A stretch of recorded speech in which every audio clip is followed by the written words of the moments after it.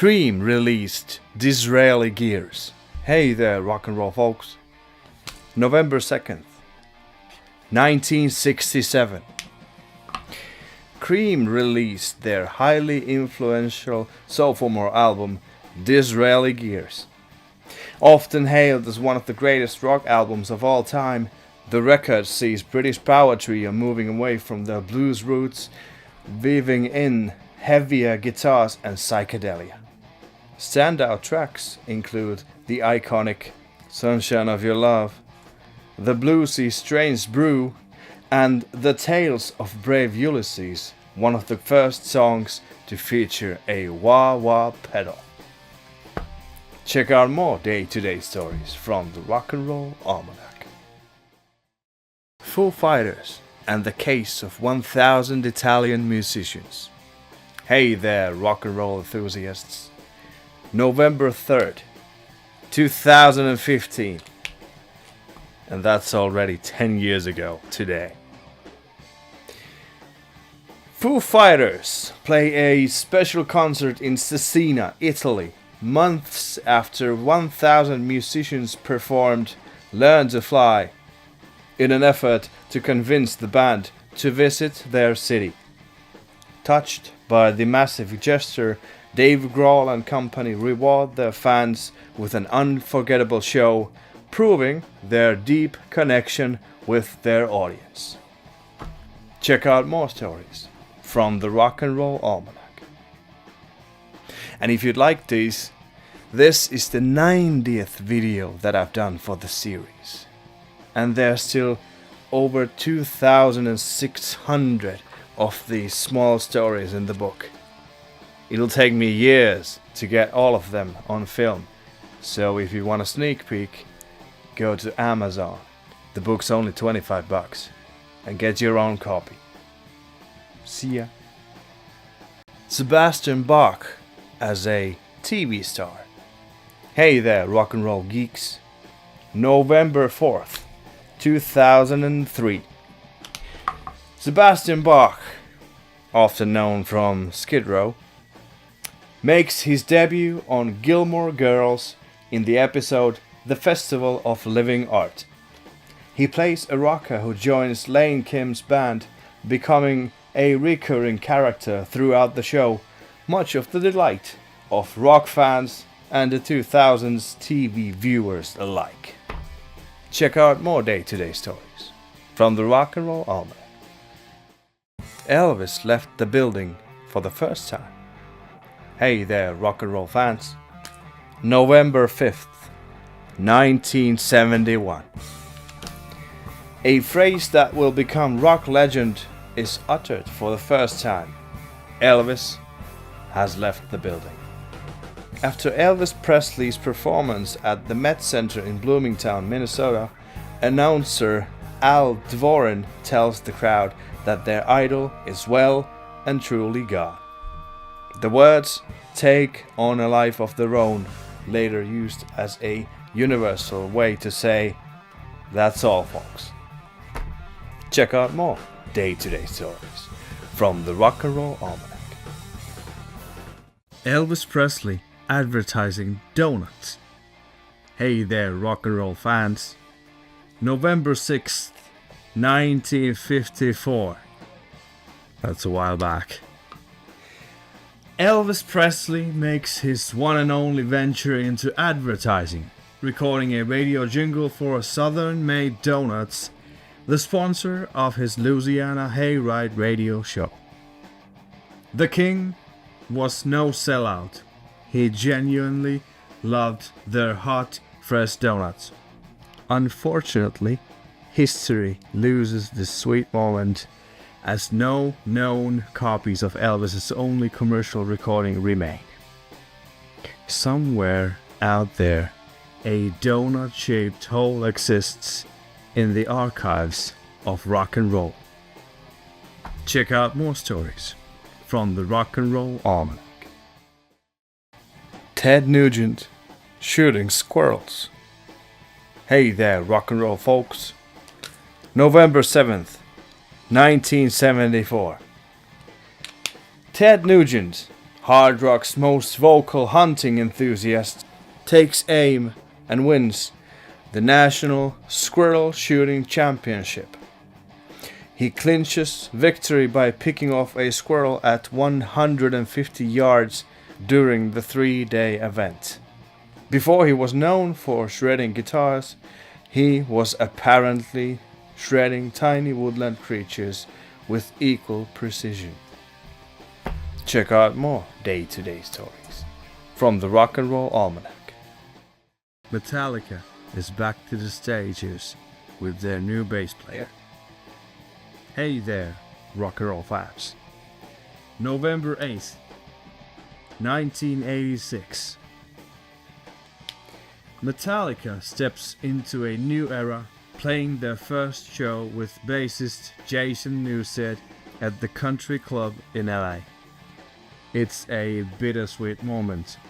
Newsted is stepping into the shoes of Cliff Burton, the beloved bassist, tragically lost in a bus crash just weeks early.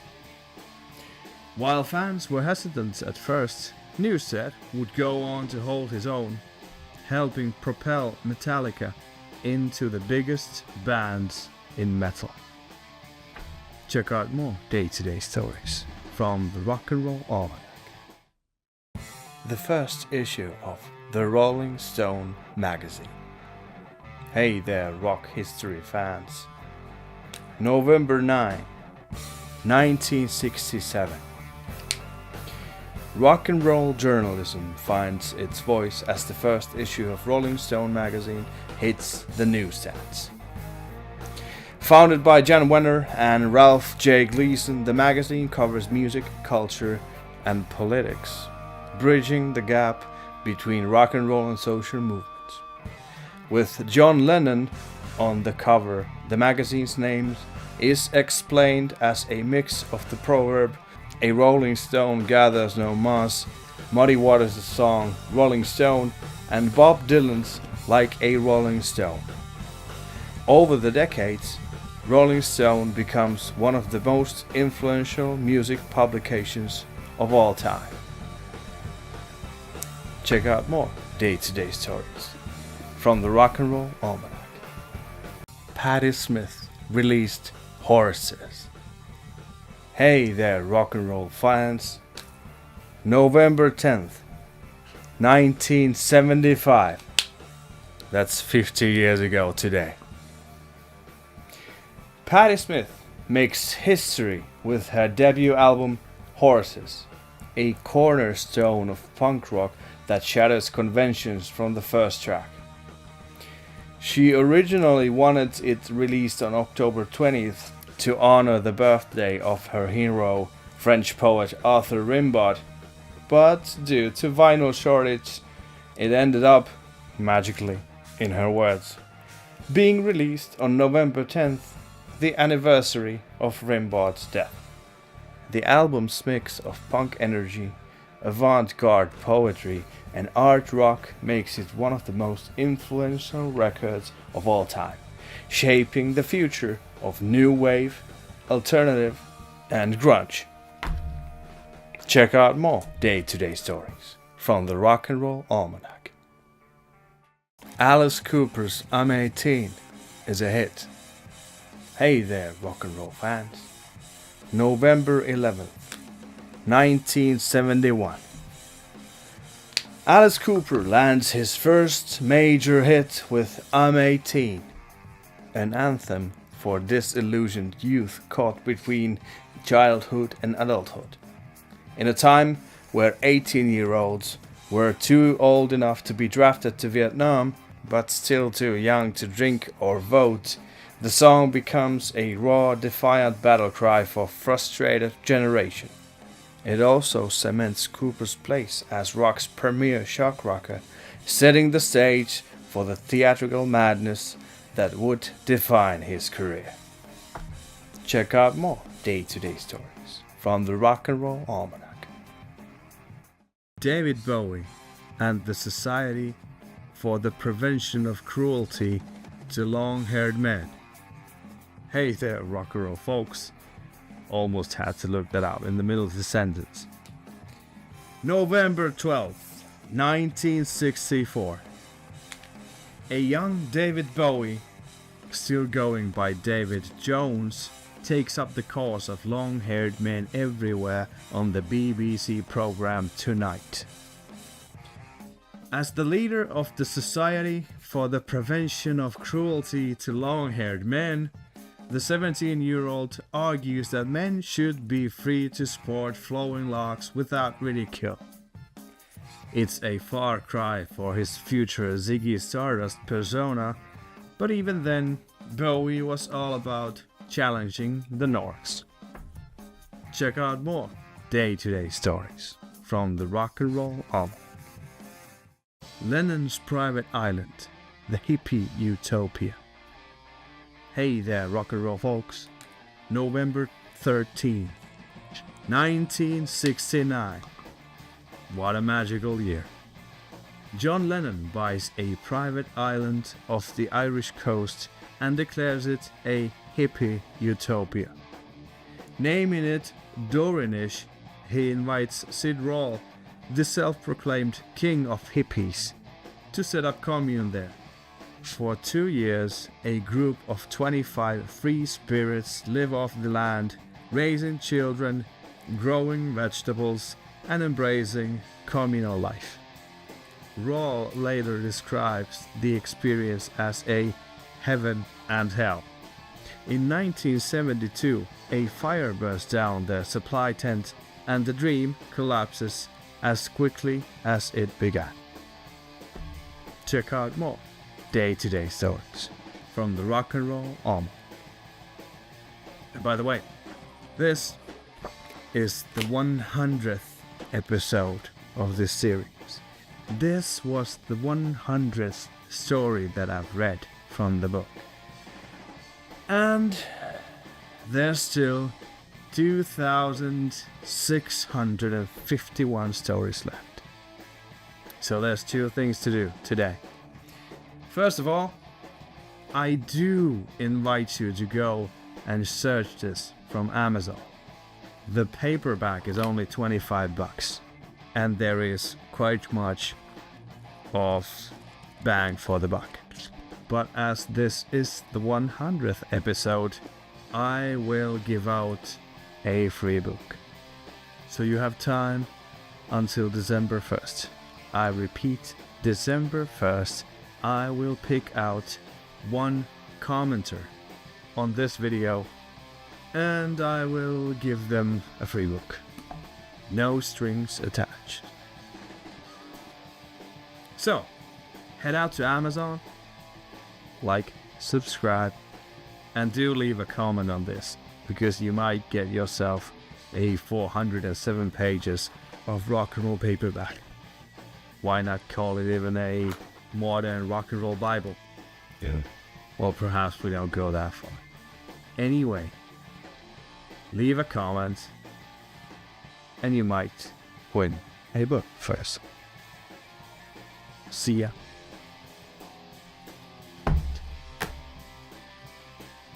Andrew out.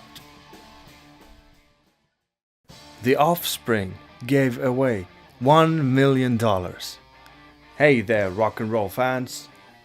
November 14th, 2000. That's 25 years ago today. The Offspring celebrate their album launch in the most punk rock way possible by giving away $1 million. The lucky winner, 14-year-old Ashley Hitchcock, who entered the contest simply by downloading the single Original Prankster. To seal the deal, she faces off against 3 other finalists in an Offspring trivia contest on MTV. Her $1 million answer? Correctly identifying Noodles as the oldest member in the band. Check out more day-to-day stories from the Rock and Roll Almanac. When Ozzy Osbourne retired in 1992, not. Hey there, rock and roll fans. November 15th, 1992.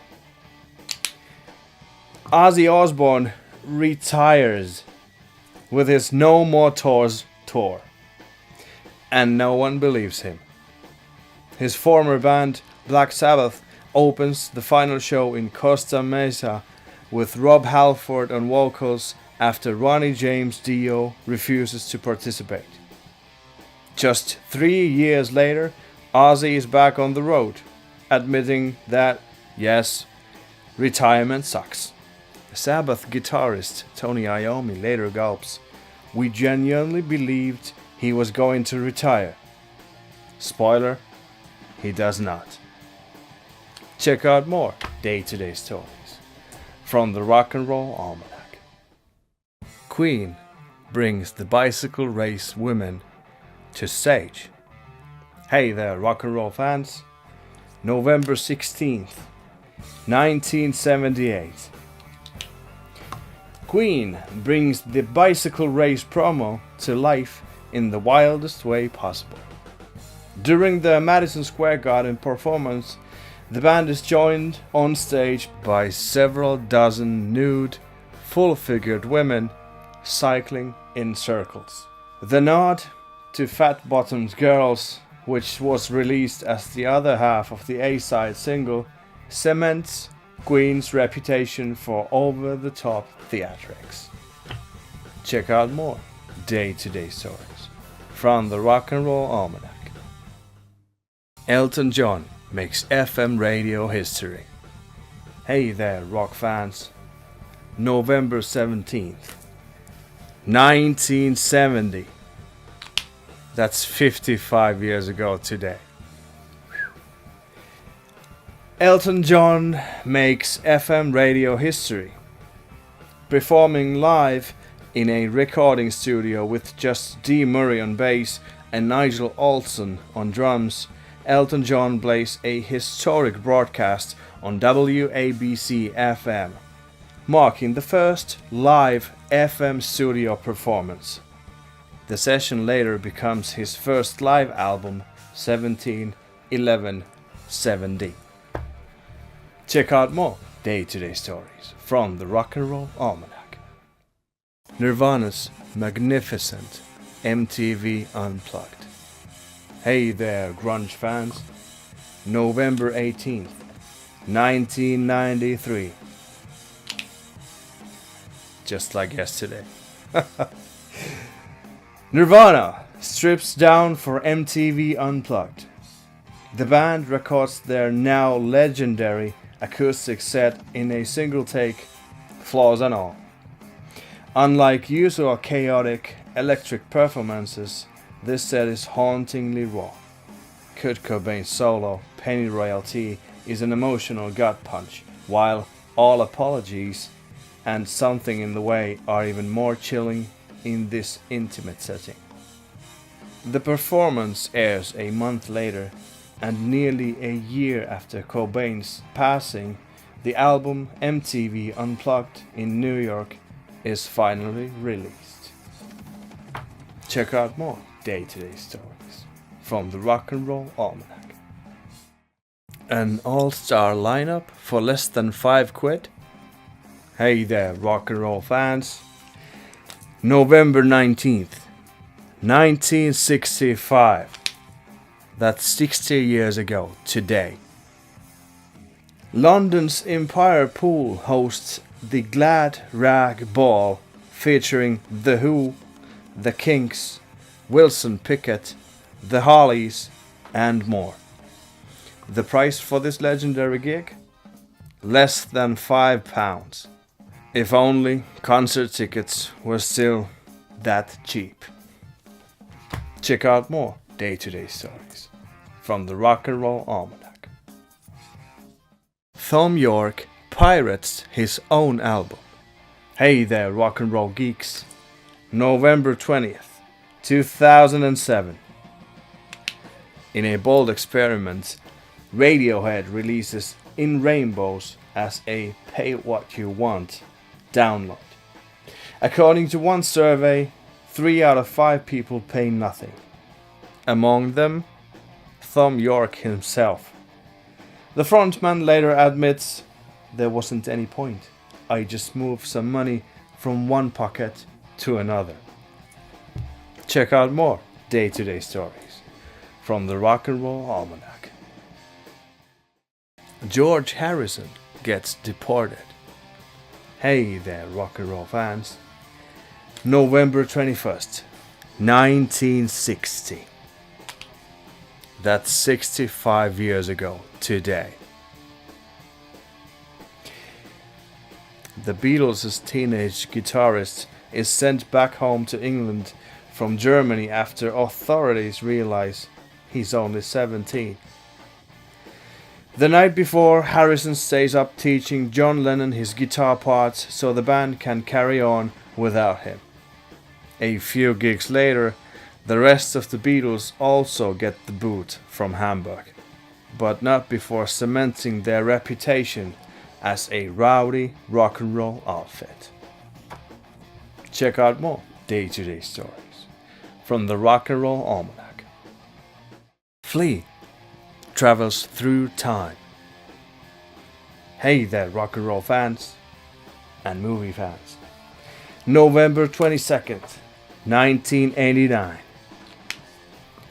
In Back to the Future Part 2, Marty McFly's older self is let into a shady business deal by his co-worker Douglas J. Needles, played by none other than Flea of the Red Hot Chili Peppers. The role isn't just a one-off.